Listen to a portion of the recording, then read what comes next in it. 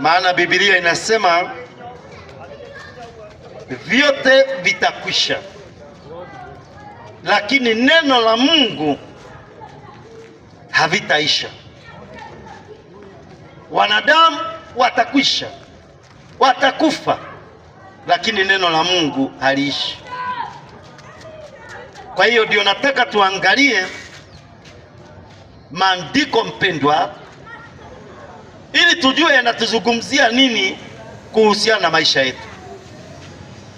Kabisa mpendwa, Mungu anazungumza nini kuhusu maisha yetu? Umeshawahi kukaa chini ukajiuliza Mungu anazungumza nini kuhusiana na mimi? Mungu anasema nini juu ya maisha yangu? Have you ever thought in your life, ukajiuliza mpendwa, ukajiita kwenye kamkutano ukajiuliza, hivi Mungu anaongea nini kuhusu maisha yangu?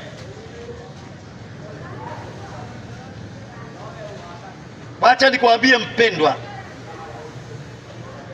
jiulize leo, Mungu anazungumza nini juu ya maisha yako? Leo nataka tuingie kwenye maandiko mpendwa, ambayo ni maandiko kwenye kitabu cha Injili ya Yohana 1 mstari wa 20, kama sijakosea 21. Wakati Yesu alipokutana na mwanamke Msamaria pale kwenye kisima cha Yakobo.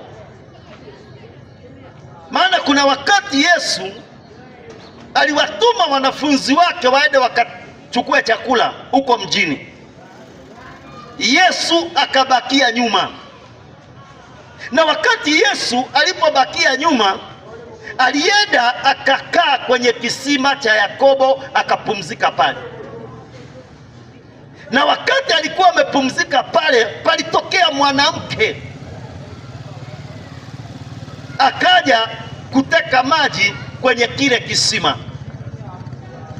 Biblia inasema wakati alikuwa anateka maji yake kwenye kisima, Yesu akamchokoza kwa maneno, akamwomba maji anywe.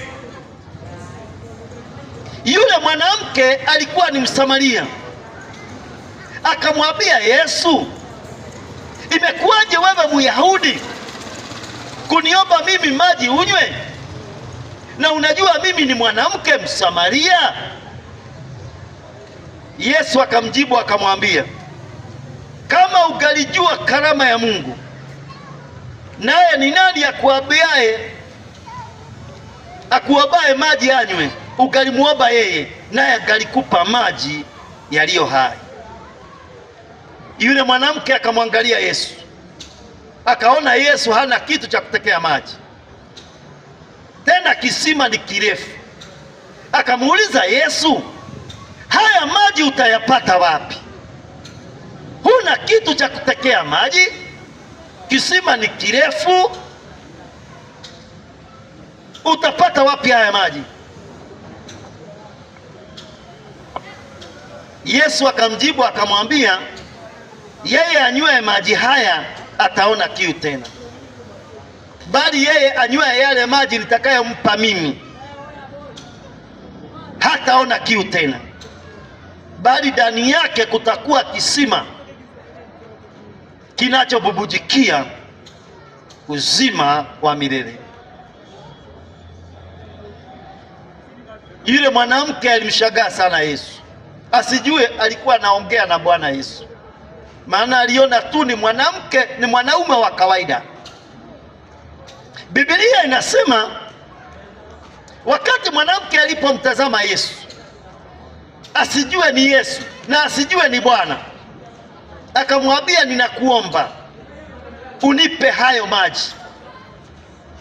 Biblia inasema Yesu akamwambia aende aje na mume wake ili awape maji. Biblia inasema yule mwanamke akamjibu Yesu akamwambia, mimi sina mume. Yesu akamwambia, umejibu vizuri, huna mume, maana umekuwa na waume 5 na hata uliye naye sasa sio mume wako. Hapo umesema kweli. Biblia inasema ya kwamba Biblia inasema ya kwamba yule mwanamke akamshangaa sana Yesu, akashindwa Yesu amejuaje maisha yake ya siri ambayo ameishi hiyo miaka yote. Akaona kweli Yesu ni nabii. Hapo ndipo alipotoa haya maneno kutoka kwenye kinywa chake, akasema ninajua. Akasema hivi, mababu zetu wakitaka kumwomba Mungu walienda kwenye milima. Nanyi Wayahudi huwa mnasema mtu akitaka kumwomba Mungu lazima aende Yerusalemu kwenye hekalu iliyojengwa na King Solomon ili wakapata kumwomba Mungu huko, watu wakapata kumwomba Mungu huko. Yesu akamjibu akamwambia, saa ipo, saa inakuja na saa ipo ambayo watu hawatamwabudu Mungu katika milima wala hawatamwabudu Mungu katika Yerusalemu. Maana Mungu ni roho, na wale wanaomwabudu Mungu inawapasa kumwabudu katika roho na katika kweli. Yule mwanamke aliamini neno la Yesu, akaona Yesu ni nabii. Akamuuliza Yesu, wewe haya maneno unayoniambia, Masihi akija si atakuja kutuambia haya yote? Yesu akamwambia, mimi ndimi Masihi, mimi ndimi Kristo, yule ambaye mnatarajia aje. Hapo ndipo mwanamke aliacha mtungi wake, akakimbilia mpaka kwenye kijiji cha Samaria, akaambia watu, jooni mje, kujeni mje muone mtu aliyeniambia mambo yangu yote ambayo nimekaa nayo kwa siri. Watu wakatoka mbio kutoka kwenye kijiji cha Samaria, wakaenda mpaka kwa Yesu. Wacha nikuambie mpendwa, Yesu alizungumza maneno ya ajabu ambayo nataka tuyaangalie leo. Yesu alimwambia mwanamke, saa ipo na saa inakuja ambao wamwabuduo Mungu halisi hawatamwabudu katika mlima wala hawatamwabudu katika Yerusalemu, watamwabudu katika roho na kweli. Maana Mungu ni roho, nao wamwabuduo Mungu inawapasa kumwabudu katika roho na katika kweli. Hicho ndicho kitu kimezungumzwa kwenye kitabu cha Injili ya Yohana 4 kuanzia mstari wa 1 hadi mstari wa 24. Wacha nikuambie mpendwa, huu wakati tunaishi, ukitaka kumwabudu Mungu halisi utamwabudu katika roho na katika kweli. Hii dunia ina watu wa ajabu kweli. Unapata kuna watu mpaka leo wanakwenda kwenye milima kumtafuta Mungu, na Yesu ameshasema wazi ya kwamba watu hawatakwenda milimani kumwabudu Mungu huko. Kuna watu mpaka leo wanasafiri mpaka Yerusalemu ili waende wakamwabudu Mungu huko, ili hali Yesu alisema nyakati za mwisho watu hawatamwabudu Mungu katika Yerusalemu. Maana Mungu ni roho, God is spirit. Mungu ni roho, nao wanaomwabudu Mungu inawapasa kumwabudu katika roho na katika kweli. Wacha nikuambie mpendwa, mahali popote ulipo unaweza ukamwabudu Mungu na Mungu akakusikia na Mungu akakubariki na akakutendea mema, kwa sababu God is spirit, yuko kila mahali. Mungu ni roho. Sio lazima uende kwenye mlima, uende ukamtafute, uombe juu ya mlima ati ndio Mungu ashuke. Hapana. Mungu alisema hautakwenda kumuombea mlimani. Mungu alisema Mungu ni roho. Mahali popote ukimuomba unampata, anakusikia na anakutendea. Usije ukafikiri ukisafiri ukaenda mpaka Yerusalemu ati hapo ndipo utakwenda kumkuta Mungu akiwa na kugoja ili akutendee. Mpendwa, nikuambie mpendwa, mahali popote ulipo, Biblia inasema saa inakuja na saa ipo ambaye hutamwabudu Mungu katika mlima na katika Yerusalemu. Wale wanaomwabudu Mungu inawapasa kumwabudu katika roho na katika kweli. Kwa hivyo mpendwa, mwabudu Mungu katika roho na kweli. Kumwabudu Mungu katika roho na kweli, kumwabudu namna gani? Nisikilize mpendwa, tega sikio lako mpendwa. Biblia inasema wakati Yesu alikuwa hapa duniani, alikuja akachagua wanafunzi 12 wakawa wanatembea naye kila mahali anapokwenda. Biblia inasema kuna wakati mmoja Yesu aliwatuma wanafunzi wake waende wakahubiri kwenye mitaani, akawapa uwezo wa kuponya watu, akawapa uwezo wa kutoa mapepo, akawapa nguvu nyingi. Na wakati walikwenda akahubiri, wakatoa pepo, wakaponya watu, wakarudi kwa Yesu wakiwa wamefurahi sana. Lakini wakati waliporudi kwa Yesu na wakati alipoona vile wamefurahi, akawaambia hivi, msije mkafurahi kwa sababu mnatoa pepo katika dunia kwa watu. Msije mkafurahi kwa sababu mnawekea wagonjwa mikono wanapona. Hapana, bali furahini kwa sababu jina yenu imeandikwa kwenye kitabu cha uzima. Wacha nikuambie mpendwa, mahali popote ulipo, kuna kitu kinaitwa Roho Mtakatifu. Na wakati Yesu alikuwa hapa duniani, kabla hajaondoka aende mbinguni, aliwaambia wanafunzi wake wasije wakatoka Yerusalemu mpaka kwanza msaidizi amekuja. Na wale wanafunzi hawatotoka Yerusalemu. Biblia inasema walikaa Yerusalemu mpaka siku ya Pentekoste, wakati Roho Mtakatifu, Biblia inasema alipowashukia wakaanza kunena kwa lugha mpya.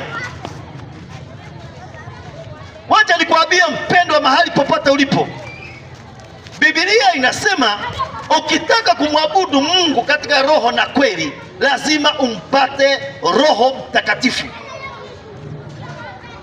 Na huyu ni roho ambayo Biblia inasema Yesu ndiye aliyeahidi.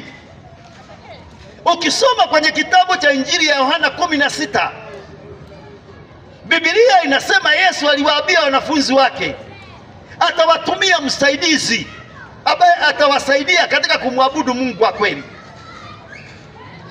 Na hiyo ahadi ilikuja kutimia wakati wa Pentekoste, wakati Roho Mtakatifu aliposhukia wanafunzi wake, wakanena kwa lugha mpya, wakajazwa Roho Mtakatifu. Hauwezi kumwabudu Mungu bila Roho Mtakatifu. Hauwezi kumfikia Mungu bila Roho Mtakatifu. Maana ukitaka kumwabudu Mungu halisi, lazima umwabudu katika roho na katika kweli. Ndio maana Yesu akasema hamtamwabudu Mungu kwenye milima, wala hamtamwabudu Mungu Yerusalemu, bali ukitaka kumwabudu Mungu wa kweli, utamwabudu katika roho na katika kweli. Lazima ujazwe Roho Mtakatifu ili upate kumwabudu Mungu wa kweli. Utajazwa Roho Mtakatifu namna gani? Biblia inasema Roho Mtakatifu yuko ndani ya Yesu. Kama huna habari ujue leo, huwezi kumpokea Roho Mtakatifu kama hauko ndani ya Yesu mpendwa. Maana Roho Mtakatifu anatolewa wakati unapomwamini Yesu. Ndio maana huwa tunasihi watu waokoke ili wapate kupokea Roho Mtakatifu. Na ukishapata Roho Mtakatifu, hapo ndipo unamwabudu Mungu katika roho na katika kweli. Maana Roho Mtakatifu ndiye anayekuwezesha kumwabudu Mungu wa kweli. Na Biblia inasema ukishapata Roho Mtakatifu ambaye ni Yesu anayepeana Roho Mtakatifu, Biblia inasema majina yako yaandikwa kwenye kitabu cha uzima.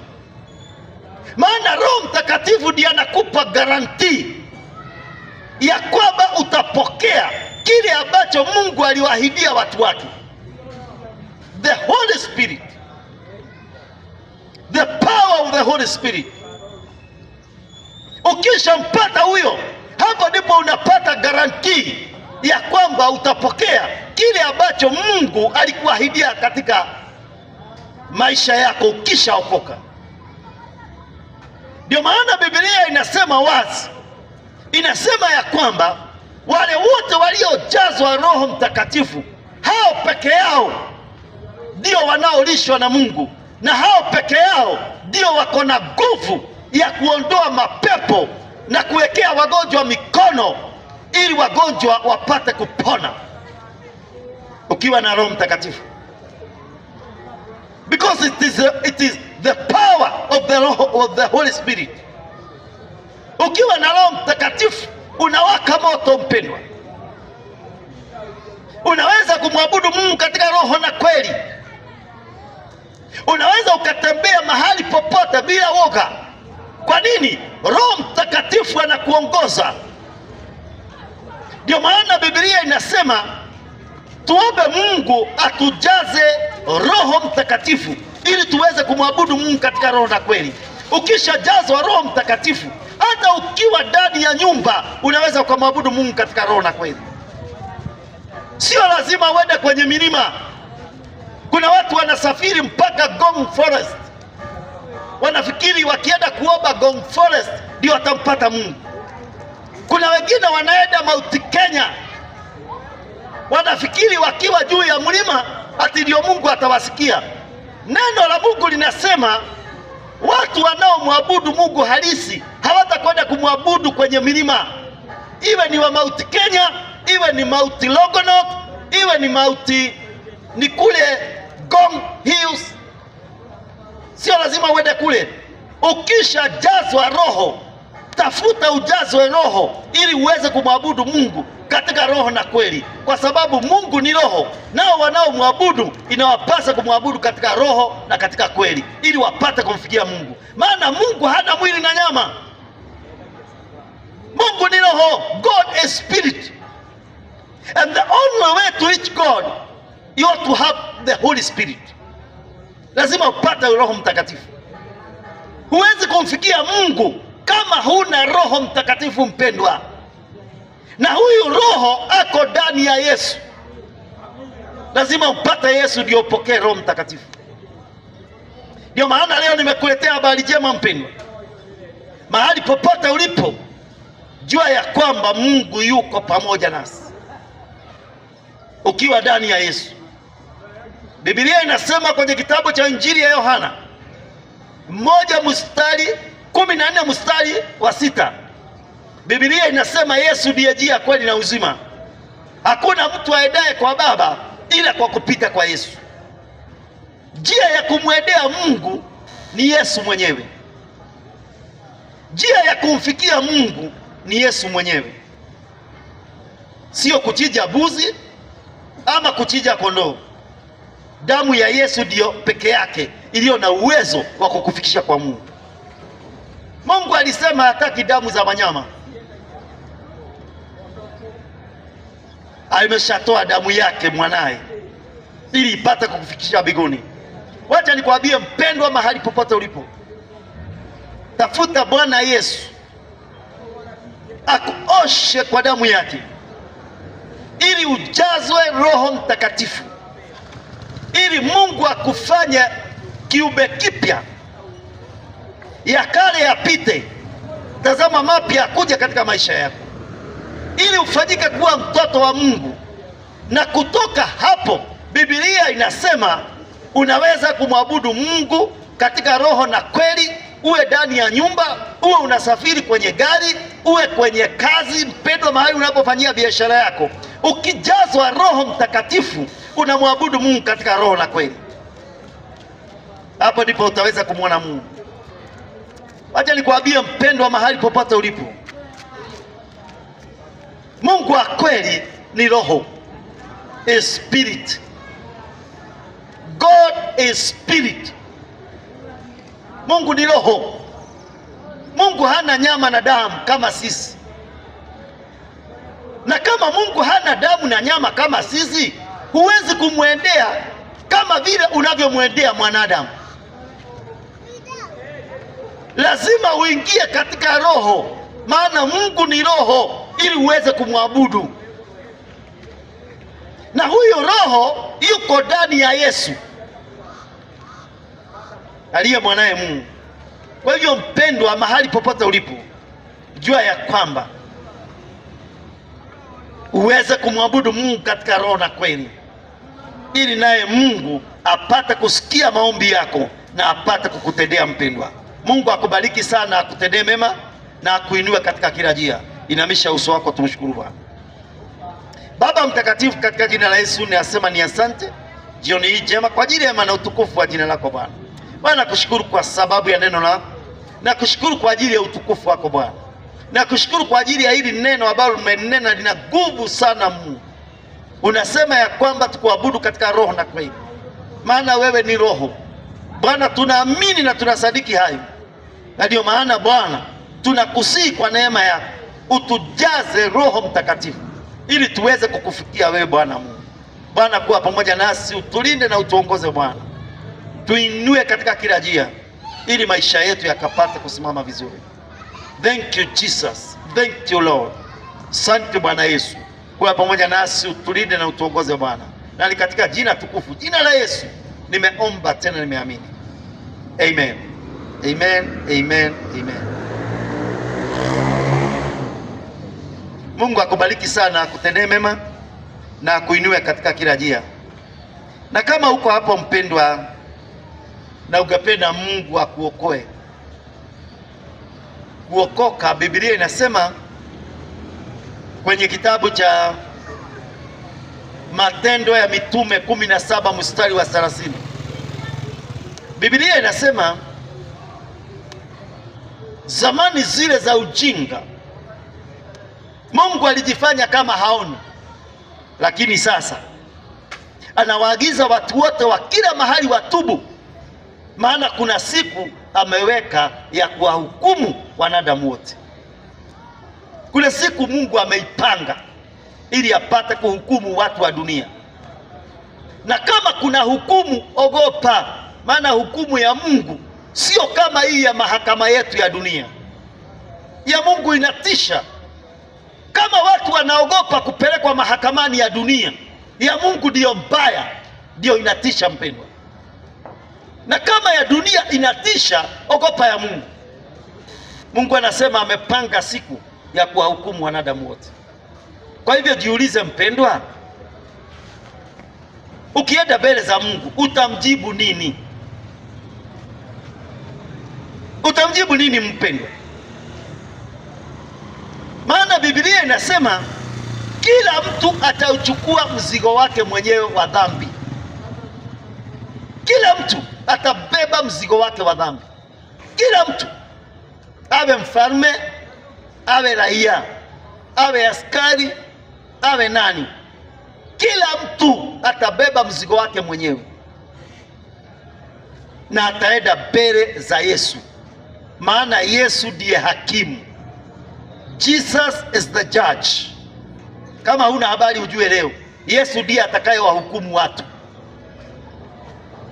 walio hai na walio kufa. Yesu ndiye hakimu, yeye ndiye judge, atawahukumu wote. Kwa hiyo ukitaka ushinde hukumu, lazima umpokee Yesu mwana wa Mungu, maana yeye ndiye judge. Umkubali awe Bwana na Mwokozi wa maisha yako, ili maisha yako ipate kusimama vizuri. Kwa hivyo mpendwa, mahali popote ulipo, nakusihi mpe Yesu maisha, ili maisha yako ipate kusimama vizuri, na hapo ndipo utaweza kumwona Mungu wa kweli. Kwa hivyo okoka, maisha yako yapate kusimama vizuri.